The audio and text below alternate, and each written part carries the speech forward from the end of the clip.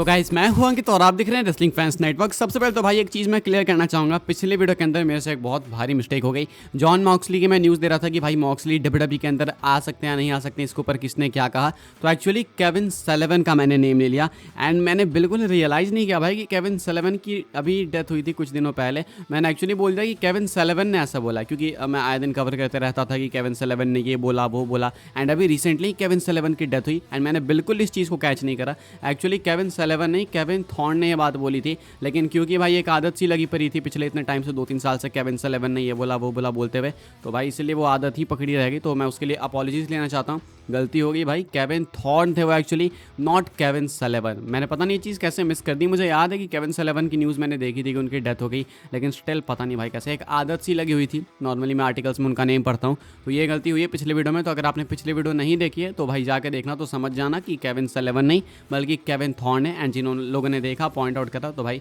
ये इसका आंसर है। आगे बढ़ते हैं गाइस, बात करते हैं अगली स्टोरी के बारे में जो कि है जे उसो को लेके। अब जैसे मैंने आपको पिछले वीडियो के अंदर बताया कि किसी ने जे उसो के ऊपर कमेंट्स करें। अब जे उसो भाई देखो उनके बेटे हैं, तो वो तो अच्छा ही कमेंट करेंगे अपने नॉलेज में, लेकिन रिकिसी का कमेंट काफ़ी बैकफायर कर गया है। अब जे उसो ने भी भाई खुद अपने डैड के कमेंट्स के ऊपर उल्टा बोला था। इससे पहले कह रहे थे जे उसो कि मेरे डैड को थोड़ा वेट करना चाहिए एंड थोड़ा इंतजार करना चाहिए। लॉन्ग टर्म स्टोरी लाइन्स ऐसे नहीं चलती कि आज आप ये देख रहे हो तो फिर कल बहुत मैसिव चेंज हो जाएगा। ऐसा जे उसो खुद भी बोल चुके हैं। एंड रिकिसी के इस कॉमेंट के बाद जो कि रिकिसी ने कॉमेंट करा कि जे उसो को AEW में भी चले जाना चाहिए, बिकॉज WWE को ऐसा लग रहा है कि मोनोपोली चल रही है। तो WWE को इस चीज़ को समझना पड़ेगा कि सिर्फ WWE इकलौती कंपनी नहीं है, ऑप्शंस भी हैं। तो अगर ढंग की राइटिंग नहीं हो रही है, क्रिएटिव राइटर्स ढंग की नहीं राइटिंग लिख रहे हैं जे उसो के लिए, तो जे उसो के पास एक दूसरा ऑप्शन है। अच्छा यहाँ पे बात ये है ना कि जे उसो ऐसा नहीं सोचते हैं, जे उसो इन चीज़ों को कंसिडर भी नहीं करते मेरे अकॉर्डिंग। इवन जे उसो ने खुद इंटरव्यू के अंदर कह रखा है कि मेरे डैड पता नहीं ऐसे कॉमेंट्स क्यों कर रहे हैं, लेकिन मैं इतना बोलना चाहूँगा कि मैं खुश हूँ WWE के अंदर एंड जो भी मेरी बुकिंग है मैं उससे काफ़ी सेटिस्फाइड हूँ।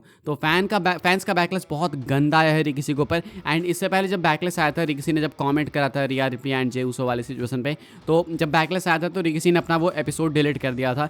सो आई एक्सपेक्ट कि ये वाला एपिसोड भी वो डिलीट करेंगे। मुझे नहीं समझ आ रहा कि रिकिसी क्यों इतने बेचैन है। आई थिंक सबके साथ सही हो रहा है भाई। आप जेकब फाडू देख लो, सोलो सिकोवा देख लो, रोमन रेंस को देख लो, जब सारे मेंबर्स सही तरीके से भाई हाइप के अंदर सब कुछ अच्छा हो रहा है, तो रिकिसी को ये चीज़ इतनी ज़्यादा क्यों खटक रही है भाई कि जे के साथ कुछ अच्छा नहीं हो रहा है। एंड ऐसा भी नहीं है कि जे के साथ कुछ अच्छा नहीं हो रहा है, बहुत कुछ होने वाला, बहुत कुछ अभी भी हो रहा है, वो दिख रहा है साहब। लेकिन रिकिसी काफ़ी इंपेशेंट हो गए भाई इस कंडीशन के अंदर, इस सिचुएशन में। तो जे उसो ने भी खुद इनके अगेंस्ट बोल रखा है। क्या सोचते हो आप इसके बारे में कमेंट करके बताना।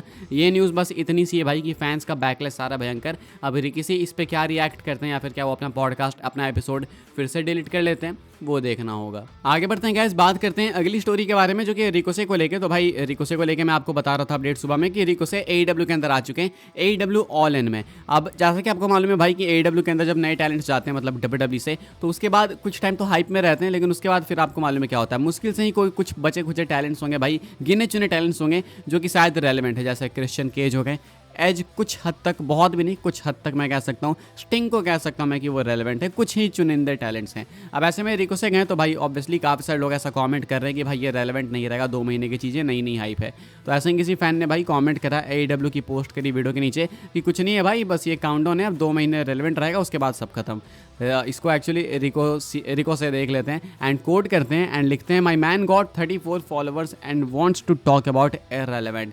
रिको से कहते हैं कि इस बंदे के 34 फॉलोअर्स हैं और ये इररेलेवेंसी और रेलेवेंसी की बात कर रहा है। तो रिको से का कहना है कि भाई तेरे खुद के 34 फॉलोअर है, तो खुद कितना इररेलेवेंट है वो देख, और मेरे इररेलेवेंट होने पे बात कर रहा है जो कि शायद आगे कभी हो भी ना। ऐसा रिको से का कहना है। अब मेरे अकॉर्डिंग देखो भाई, ये बंदा गलत नहीं कह रहा है। मतलब हमने पास्ट में ऐसा देखा है, हो सकता है रिको से कुछ बहुत अलग कर दें, लेकिन पास्ट में हमने ऐसा देखा ना भाई, रिको से बहुत बड़े बड़े टैलेंट्स AEW के अंदर गए, लेकिन क्या हुआ, कुछ खास नहीं हुआ। 2 महीने 4 महीने के बाद, बहुत तो भाई 6 महीने 1 साल के बाद खत्म ही हो गया एक तरीके से। मतलब उनका कुछ दिखता भी नहीं कि क्या हो रहा है क्या नहीं हो रहा है, बातचीत भी नहीं होती, कभी मुश्किल से कुछ हो गया। जैसे अभी ब्रायन डैनियल्सन चैंपियन बने अभी पिछले कुछ टाइम से हाइप में, 2-3-4 महीने से। उसके पहले ब्रायन डैनियल्सन भी कई भाई कोने में बैठे हुए थे, पता नहीं चल रहा था। तो ये होता है। तो ये फैन ऐसे ही कुछ कमेंट कर रहा था, लेकिन रिको से भाई उसके फॉलोअर्स पे कमेंट करते हैं कि सिर्फ 34 फॉलोअर्स है इसके, और ये रेलेवेंट इररेलेवेंट होने की बात कर रहा है। हालांकि इनकी बातों में भी लॉजिक है भाई, मतलब ये अभी तो गए, थोड़ा सा इनको एंजॉय करने दो, लेकिन देन फिर ये उतना सेंस भी नहीं बनाता मेरे लिए, बिकॉज वो बंदा ना सोशल मीडिया इन्फ्लुएंसर है, ना ही आई थिंक प्रोफेशनल रेसलर है,